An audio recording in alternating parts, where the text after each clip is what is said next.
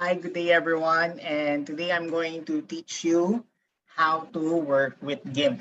So for example, where we place a picture into our Figma creation page. And for example, there's a background around the image, the subject of the image. For example, here the dog. And for example, you want to have the background cleared, and because that's part of what your design will look like.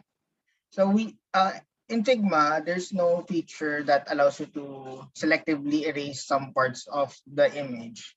But I will introduce to you a software that we can use in order for us to delete the background of this image so that we can have more flexibility in our designs. And that app is called as Gimp. So class, Gimp is basically a Photoshop-like application, but it's for free, and there's a small group of web developers, of software developers who are working on this one. It can work from simple edits to medium edits, although not as it has some advantages over Photoshop, but Photoshop also has some advantages over GIMP. So this is the GIMP. This is the GIMP landing page. So as you can see, here are the different tools, and here are the different layers. Okay, so let us focus first on how we can put an image into GIMP. So for example, let's click on File here. So the drop down will appear. We click on the word Open, or if you want a keyboard shortcut, click on Control O. But I will click on Open.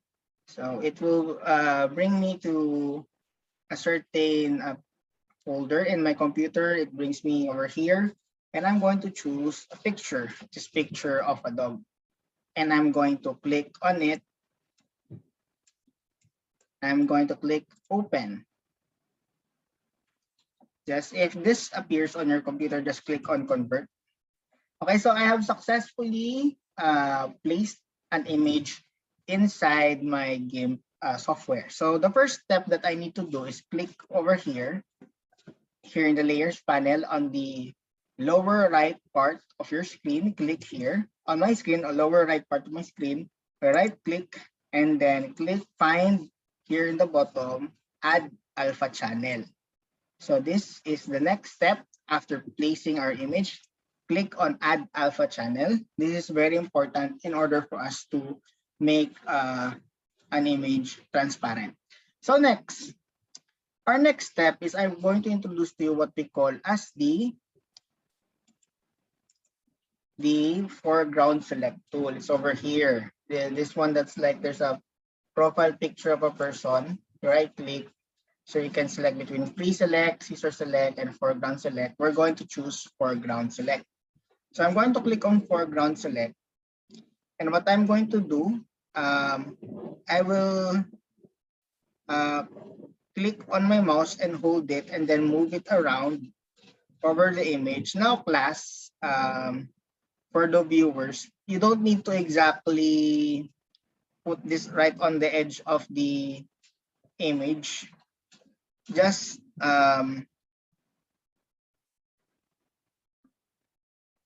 make sure that you are getting make sure that you're getting the basics of the different parts of the image. And for example, just make a rough tracing around the image and then press enter. Now, as you can see, the background got blue, while here the part where I traced the path inside of it, it's still blue, but a lighter version of blue. So our next step here is we're going to paint here white.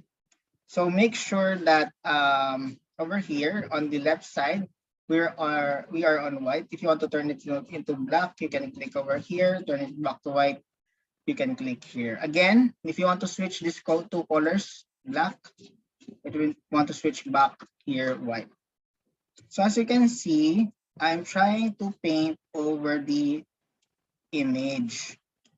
Now you don't, my advice is don't try to paint up to the edge of the image. That's just make sure that there's some allowance between what you're painting and the edge of the subject matter.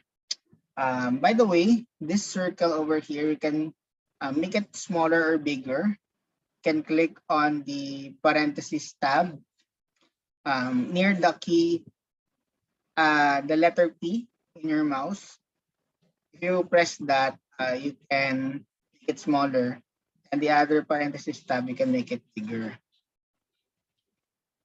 Okay, so there. I'm going to continue. So, okay, that's enough. So what I'm going to do next is I'm going to press enter again. And then you wait for a while it's computing the alpha of unknown pixels. So we now have our image. And press enter again. So as you can see, it's there's like this marching, moving dotted lines around the image. And what we're going to do is we're going to go over here on the word select and then click on invert. So it's inverted. And what we're going to do next is, as you can see, pati yung side, the side of the image itself, it has that moving things. It looks like a march of ants, marching ants. Usually that's called as marching ants. And you can press on delete. When I press delete, you can see that there's lots of checkered shapes behind. So that's a sign that we were able to delete the background and it is now transparent. So what we're going to do next? Next step is to click on select and then click on none so that the marching ants can disappear. Okay. Okay, our next step is we're going to save this image. So click on file. Now, by instinct, you will probably click on save or save as, but no.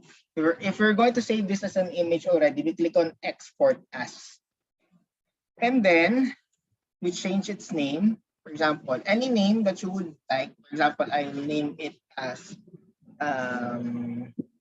small dog. And then after the dot, we will type its file type P and G. Okay, and then we export it. So this will appear. Don't touch anything over here. Just click on export, and it will be exported on the folder where we're supposed to save it. And then if you want to save this image, this file that you're working on, you can click on save, and then it will ask you where we will save this file. So I suggest that you save it on a place that you, for example, just create a folder where you would like to save this file. For example, here in notes, and then you can rename it, and then that file format is XCF, and then you save it.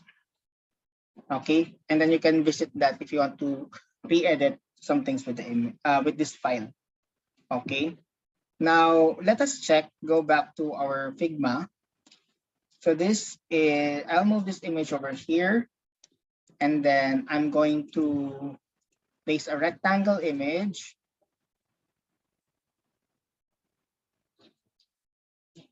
Make it almost the same size. Okay, there. So for example, I click here, and then I'm going to click on place image, and I'm going to look for the image that I created, small dog, there. Small dog, click on open, and then in some computers, especially if your internet is slow, it will might take time, but make sure that you wait until the image shows a small preview near the mouse, and then you click it. So there, as you can see, the background is now transparent. So let's try if we can see something underneath.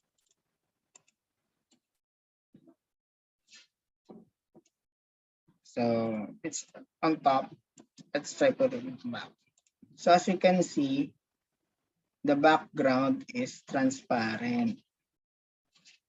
And this will be really helpful. This will be really helpful in our, they call this. This will be really helpful every time that we're trying to make our designs, to make our graphic designs using Figma. If you want to be a lot more creative. So I hope that you like how to use Figma. So kindly try to practice your skills in Figma so that you can have a good grasp on how to edit photos.